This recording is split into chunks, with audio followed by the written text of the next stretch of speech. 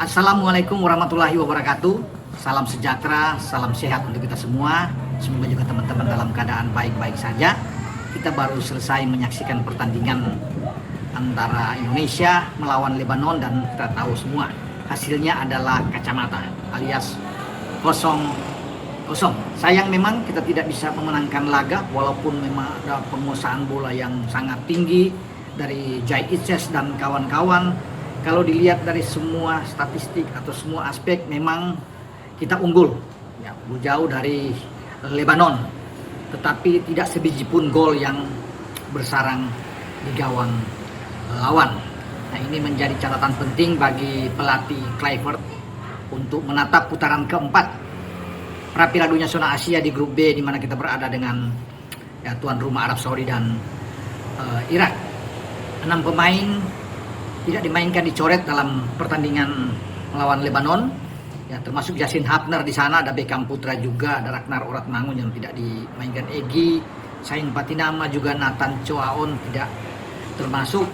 Jadi dalam starting 11 ya hanya kelihatan sekali ada 2 pemain yang tampil melawan Taiwan yang tetap dipertahankan.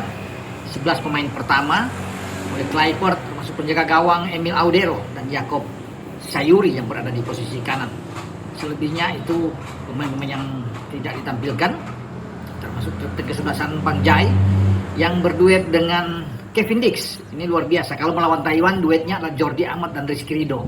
Sekarang memang agak berbeda. Tetap apa yang dikatakan Kluivert, memain dengan flat 4 back dilakukan oleh dia. Ya 4-2-3-1 bisa dikatakan di sini, walaupun mungkin 4-3-3, tetapi kelihatan sekali bahwa Joe Pelupesi bermain sangat baik. Ada perubahan di sana dengan Kevin Verdong didorong lebih gelandang bertahan, Tom Haye masuk di babak kedua, dan di belakang itu selain ada Dix dan Jai, di kanan Jakob Sayuri, maksudnya ada Kevin Dix bermain di sana juga di posisi tengah, Jakob di kanan, dan di kiri Dean James. Dean James bermain oke ya sepanjang pertandingan. Sebelum di babak kedua dia ditarik, banyak umpan-umpan yang dilakukan oleh Dean James.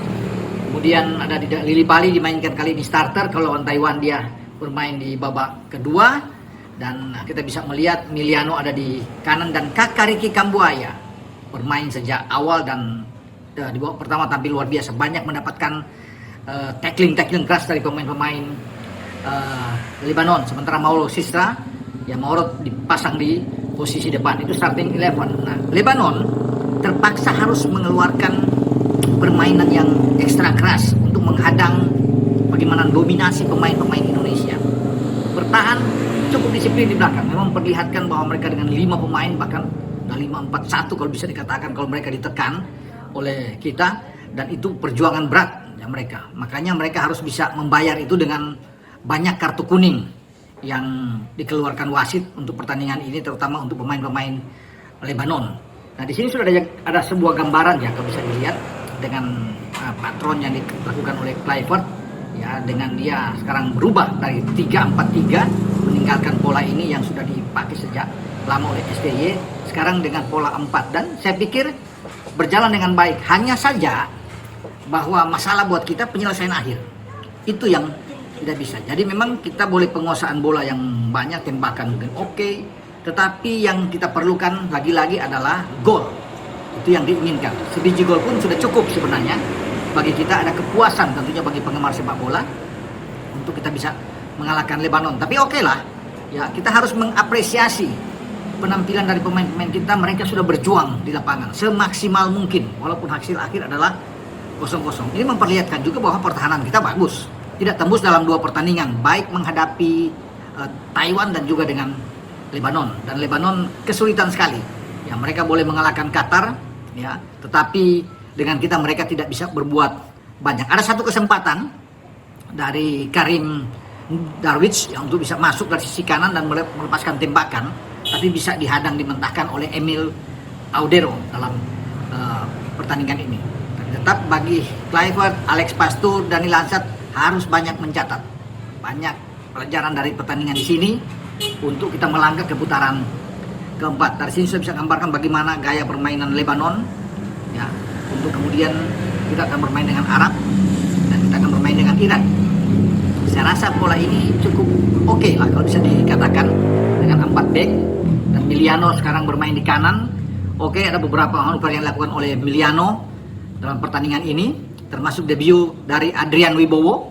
Untuk laga ini memang dia perlu untuk menciptakan dapat lagi beradaptasi dengan timnas, sehingga ada chemistry yang dia dapatkan. Dia masuk tidak ada sangat menonjol, tetapi namun perlu bagi Adrian untuk dimainkan dalam pertandingan ini, debut dia untuk bermain di depan. Ada banyak pergantian yang dilakukan oleh Patrick Kluivert, termasuk di babak kedua ya, Tom Hai masuk, ada Marcelino, Ramadan Sananta, semua ikut dimainkan di babak kedua, dan Eliano Reinders juga ikut dimainkan. Jadi Kluivert nampaknya ingin melihat ya, permainan dari tim sesungguhnya untuk dia bisa mencatat apa yang akan dia tampilkan di putaran keempat. Saya pikir juga mungkin saja akan berubah lagi ya, setelah dia melihat 2 pertandingan melawan Taiwan dan melawan Lebanon.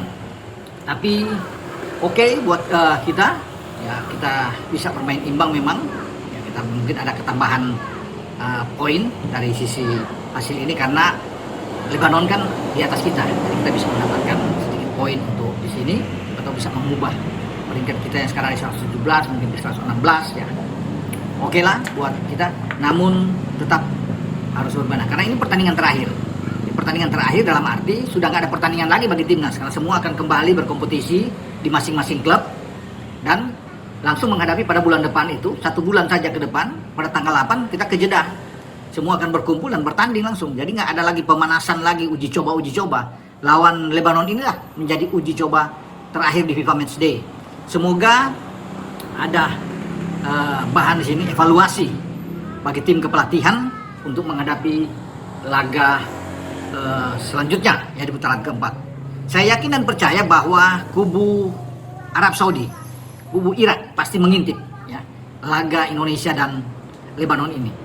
Mereka pasti melihat bagaimana dominasi Indonesia dan mereka harus berhati-hati menghadapi Indonesia. Mereka pasti akan mencatat ya, ini bagaimana ya, Graham Arnold di kubu Irak ya, Reinhardt ya, untuk melihat pelatih-pelatih dari kedua calon lawan kita untuk siapa pemain-pemain berbahaya yang perlu mereka hadapi dan untuk mematikan pergerakannya. Pasti mereka sudah mencatat ini untuk laga kita melawan Lebanon, karena itu perlu buat masukan bagi mereka, apalagi Irak. Walaupun mereka mungkin juara di Kings Cup, tetapi mereka mendapatkan perlawanan sengit ya, melawan Hong Kong mereka tipis, perjuangan berat, mereka menang dengan 2-1, dan di final melawan Thailand juga hanya 1-0 mereka menang. Ada permainan keras yang dilakukan oleh Irak sehingga ada 2 kartu merah yang dikeluarkan wasit melawan Thailand ketika ada korban pemain top dari Thailand ya, Chanatip Songkrasin juga dihajar oleh Muhammad Ali ya. Jadi ya kita bisa lihat inilah gaya permainan mereka, agak keras sama seperti Lebanon, dan kita harus hadapi ya gaya seperti ini. Jangan kita terprovokasi ya, terpancing untuk merusak konsentrasi permainan kita nantinya di putaran keempat. Oke ya, nanti kita sambung lagi pembahasan tentang timnas kita untuk menghadapi babak keempat nantinya pada bulan depan, menghadapi Irak, dan sebelumnya akan menghadapi Arab Saudi. Dengan saya Bung Ropan, ciao.